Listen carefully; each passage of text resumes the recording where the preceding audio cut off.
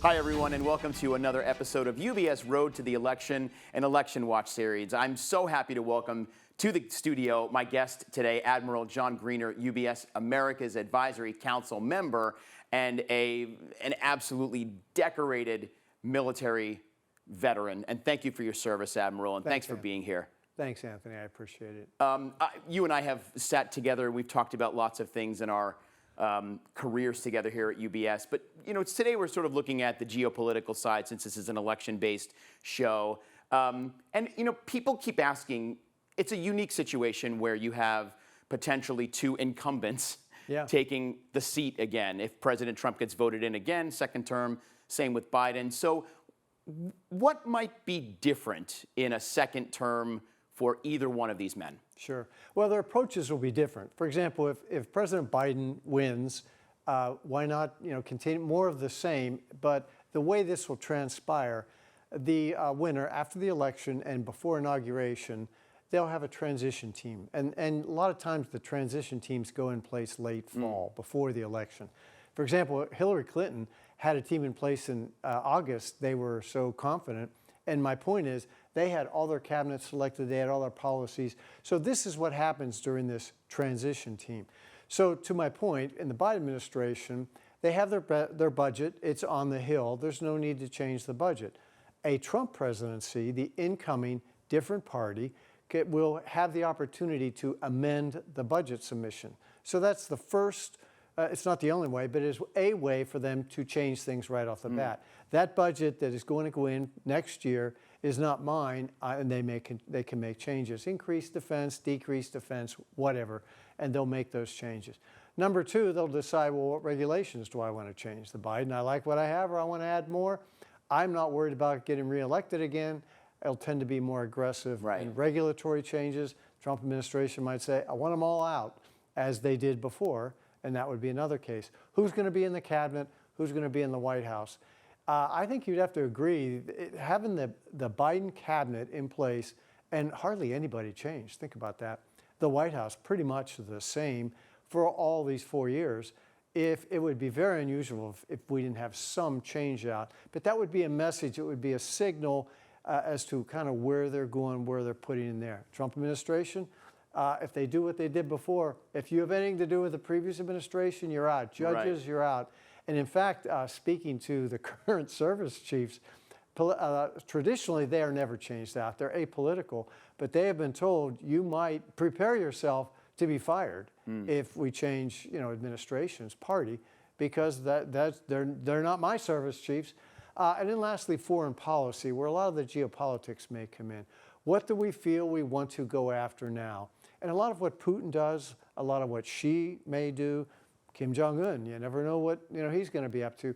This may dictate a change in foreign policy. Trump may be more compelled to say, I want to have a summit.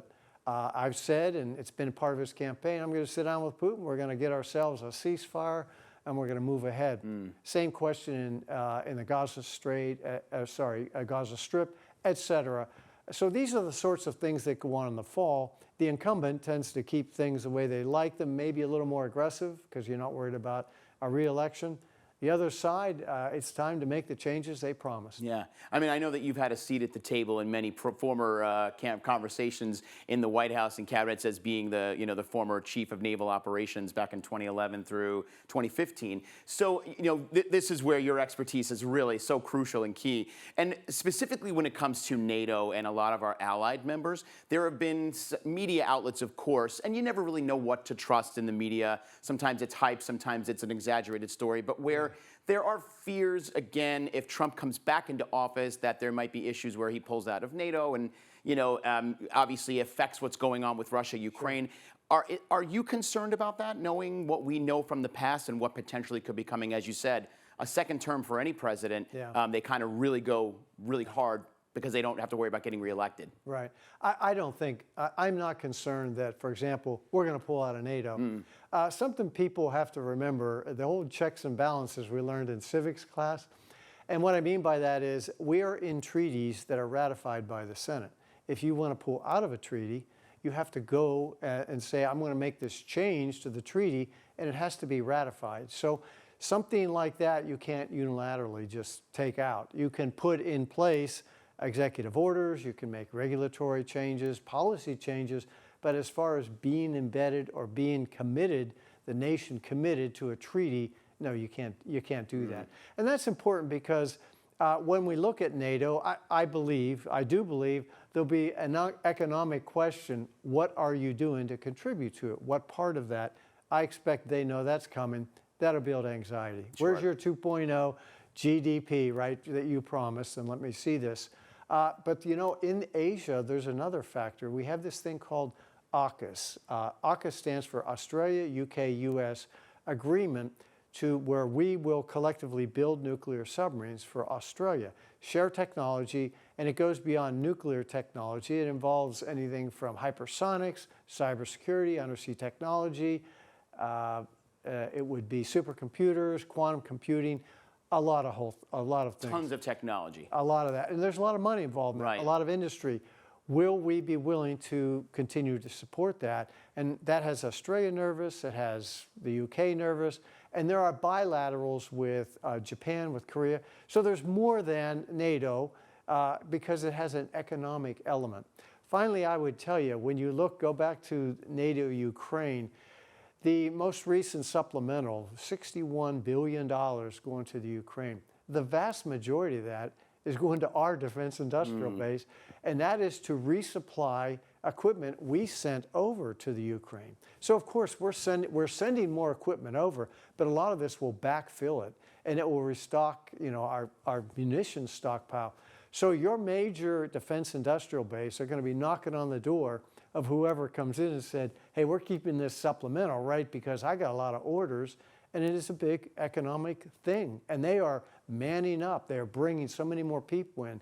Many of them are expanding their capacity to build, and this is a 2-3 year thing. Wow. So there'll be a lot of behind-the-scene, you know, economic conversations going on. Yeah, and I think obviously it has voters maybe a little nervous because there are so many questions. But although, I mean, you know, you think about past elections, and there are always questions when someone takes office. So, you know, I think people need to just kind of read what they can, listen to the debates, see what's happening on the campaign trail, and, you know, questions like, you know, AUKUS and these other affiliates that we're committed to as a country. Obviously, we need to make sure that we're hearing the questions on that. I mean, on the domestic side, though, you know, we were speaking about the international affairs. On the domestic side, I don't know, I guess there's some concern also about troops being put in places like at the border, or especially like this is if Donald Trump comes back into office. Is that something also that you're hearing about? Is that something that concerns you sort of on the domestic side here? I'm not hearing about it, but it's feasible. So let's say Trump wins, and there is a lot of unrest because people are angry. It's a close election, and he has said, look, I'm not going to put up with a whole bunch of demonstrations called protests when they're not. They're actually almost riots, and I'm going to quell that. I'll use the National Guard. That's feasible. It's been done before. The service that it can supply if you nationalize the state National Guards, because that's where they come from, could be used. However, I would think that a lot of the governors would be prepared for this more than they were before. Remember, the last time we saw this was after the George Floyd murder and in the reaction to that. So now we're a little bit pre-armed, or if you will, pre-warned on this. So there'll be a little bit of that. Regarding the border, it's been done before for a host of other things. It is all about, if you will, stability and defense. It can't be arrests because they don't have the authority to arrest people. There's a law against that, using your troops to arrest citizens. So there'll be a real distinction between those two. So my point is, I wouldn't be too worried about it. If you see National Guard, there'll be a lot of news about it if one sees it. It's been done before. It's a matter of what is their mission and what is the limit of their mission. Right. Yeah, I do recall even in the 2020 election between these same two men that the cities were, like as you mentioned, after the George Floyd murder and the riots and the protests that were happening, that they were a little bit more prepared for potential you know, whatever you call them, riots, protests, etc. I hate to use the word lockdown. Lockdown, they'll be ready. Fencing and all that. Yeah, it's just amazing how our society has had to, you know, to be prepared and engage for these types of things. But that's what it is, especially these days with so much divisiveness and it's like everything's 50-50. We've redefined peaceful transition. Oh, we sure have. It's Isn't that, I know, it's like, Yeah. it cuts to, I'm sure, to your heart as Yeah. somebody who is a veteran of the U.S. military who believes so much in the Constitution and the way we do things, Yeah. to see that we have to redefine things like that. So Yeah, it's anyway, unfortunate. we hope for the best when it comes to people protesting properly and if they decide to do it. But last thing I wanted to talk about with you is, there's been a lot of concern, the Congressional Budget Office, the CBO. Of course, they recently reported on the budget, and it's just growing and growing. And there are talks that if either one of these men get in and have full control over the House and the Senate, which is unlikely to happen on the blue side, perhaps maybe a red wave, that it could be really detrimental to the budget and the deficit and increase it more. If there's a divided Congress, there's a chance it wouldn't be as detrimental for, as you said, checks and balances. When you think about the deficit and you think about what's happening there, why do you think it's been so hard for them to get it in check, and what should we be doing here? Well, the biggest factor in our deficit are our entitlements, and that's a lot of money. So it's 2 out of 3. It's 2/3 of the deficit, Medicare, Medicaid, and Social Security. So hold that factor. Number 2, just right now, today, the interest on the debt is equal to the defense budget. So not that they're interrelated, but I'm just giving you a kind of a perspective on what that is. So the reason it's hard is to really get an effective change, what you have to do is talk about entitlements and change them. And that's the proverbial third rail. Right. And both of the candidates have said, I'm not going to do this. So it's unlikely either will touch that. Next, you can have, remember 2017, we had tax cuts. That law will expire next year. So the question is, are you going to renew it? Trump said, yeah, I think I will. Biden has been silent on it. It's unlikely. He'll tax cuts. In fact, he said, we're going to raise taxes. We're going to raise taxes on the rich, and it depends on how rich is, and that definition is right. out there. So again, a Biden probably raise taxes. How much? I don't know. That will help trim, if you will, the spending, or limit the spending. It won't really probably trim anything, if you will. The next thing might be there's a policy that used to be in effect in Congress, and it's a matter of what they can negotiate, which is called pay-as-you-go. Somebody wants a new entitlement, you want to make a change, put a law in, where's the pay for this? Because we're not going to increase the deficit. That would be, as a minimum, helpful. So when you look at the two, the Trump administration, probably not increase taxes, so what are you going to do about the budget? Maybe pay-as-you-go, that tends to be a Republican thing. Democrat, probably raise taxes, but they're also, let's say, bigger spenders, if that's a good word, because both parties have been big spending. In other words, both parties have increased the deficit since the Clinton administration. Right.